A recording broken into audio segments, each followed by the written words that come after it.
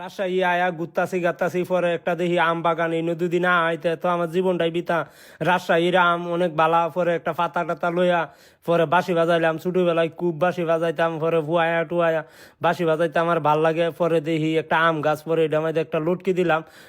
লটকি দেয়া পরে দেখতেছি উম্মা সামনে দিয়ে একটা আম পড়ে আছে, বান্দরের মতন লাগতেছে। পরে দৌড়ে গেলাম, গিয়া হাইরা পরে আমটারে টুহাইলাম, টুহাইয়া হাইরা পরে এটা আপনারা দেখাইতাছি। আমি ছোটবেলায় আম চুরি করতাম, এখন তার ইডি করতারি না। পরে এরপরে দৌড়িয়া গিয়ে একটা কোন গাছে উঠন যায়, পরে দৌড়িয়া একটা আম গাছে উঠলাম। পরে বান্দরের মতন লাগতেছে।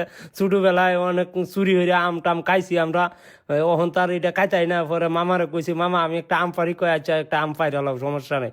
পরে একটা আম লইলাম, লইয়া হাইরা পরে মাটি থাকলে তো মানুষে নিব গা, পরে দাঁতে কামড় দিয়া পরে এটা লইলাম, লইয়া হাইরা পরে নামতাছি কেমন লাগতেছে আমার তে। পরে নামিয়া হাইরা পরে দেখি আসলে রাজশাহীর আম অনেক বালা। পরে একটা কামড় দিলাম, কামড় দিয়া পরে খায়া দেখতাছি আসলে সেই মিষ্টি, সেই টেরেস। এটাই বাস্তব আয়ম রাজশাহীর আম।